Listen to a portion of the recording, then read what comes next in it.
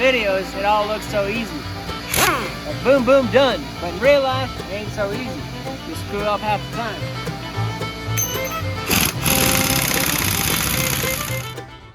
Hey everyone, I haven't posted in a while, but I am back now with another video. As you see behind me, I bought a Chevy Tahoe in 2017. It has 85,000 miles on it.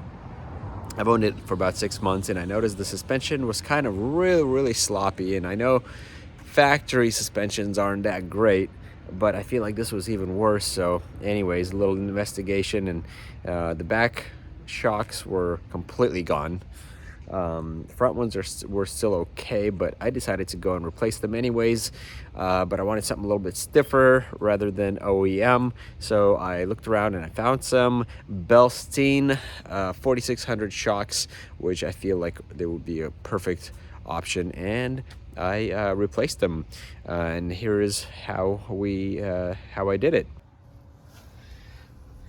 So basically, you got to put the main jack underneath the frame rail of the Tahoe, and then I usually put a safety jack stand right there, right next to it, just in case.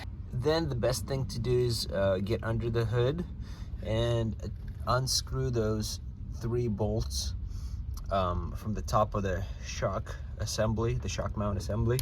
As you see, there was a couple of clips attached to them. You got to pull those off. It's kind of a pain, but they do come off somewhat easy. The other side is not as easy because there's more stuff in the way, but again, still doable.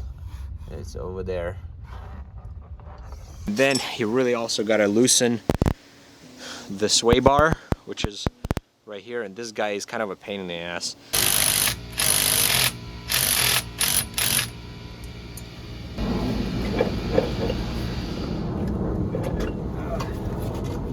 And then the whole thing comes out. Okay, the next thing you got to do is put these compressors, the spring compressors on, and you can get these, borrow these basically at AutoZone or O'Reilly's for free. They just take a deposit, and if you return them without damage, they'll give you that deposit back. Right, you basically go opposite ends, secure it, tighten it, and then it's really nice to have either air tools or an electric driver to compress this all the way. And also another note, you got to remember how this thing goes together, because the new spring or the new shock you put in, you're using the rest of all this from the original one, and it all has to go together in about the same order. The bottom of the shock is kind of angled, so when you put in the shock, it kind of points towards the engine. So when you're compressing it, compress one side part of the way, then put the other one on opposite end, and compress that one part of the way. Don't compress each one all the way from the first go.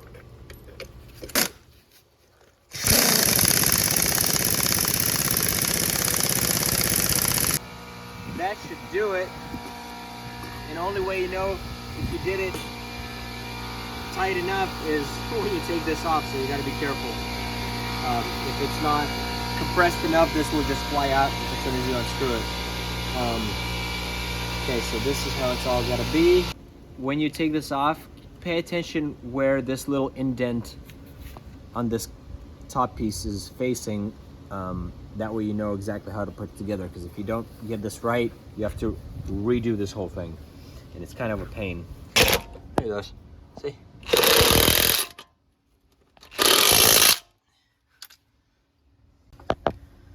All right, don't over tighten it, because you want to make sure you get the other one in there first. Yeah, where's the other bolt? Where did the other bolt go? It's right over here. Willis, the other bolt's right over here. There you go. There she goes. Now get that one in there. Make sure you ride it tight, left it loosey. Oh gosh, dang it. That ain't working. There it goes.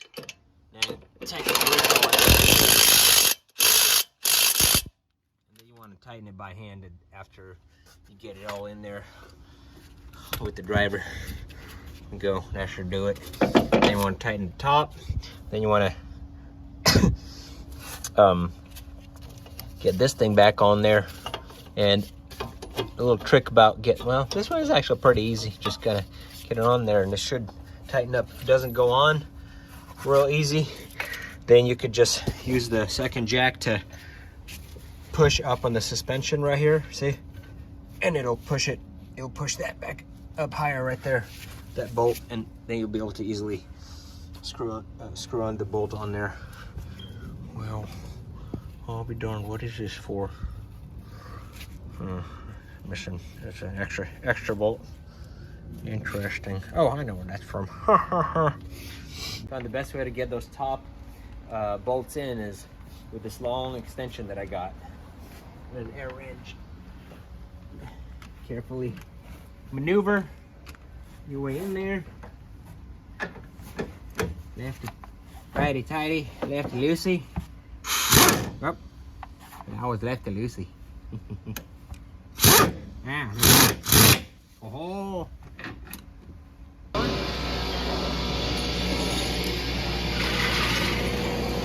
all this junk out of the way. Double check, make sure you got everything secured so you don't go flying into a ditch. That's on, that's on, that's on. Oh, there we go. Oh, that is on. That's on. Well, I'll tell you what, it looks like everything's good here. Nice and tight. Look at these beautiful yellow shocks. All dirty now from my dirty gloves and whatnot. It's a good time to inspect them brakes that you got the tire and the wheel off. And it looks like I got about 25% left on these brakes, so that's the next project I got to do, and I'm not gonna do it right now, even though the wiser thing would be to do it now since I got the wheels off. But you know what? I think I got another month or two on those brake pads. I ain't gonna worry about it right now. These massive tires are a pain in the butt. There you go, right there, bro.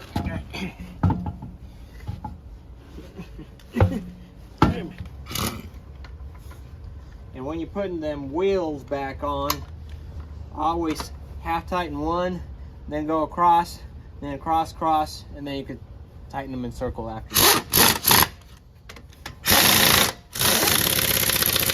Look at that, just like that. Then you go across. Okay, now you hand tighten just to make sure it's nice and tight. For that, we're gonna use a little more leverage. I bought this thing. It's nice and adjustable. Believe it or not, at Harbor Freight.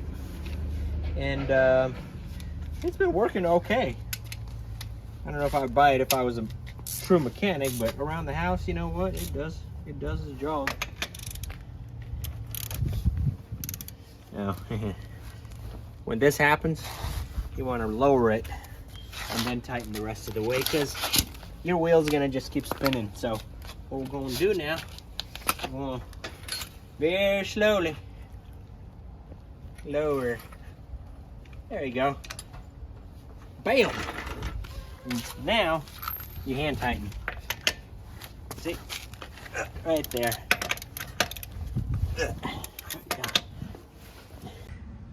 And that's it. It's as simple as that.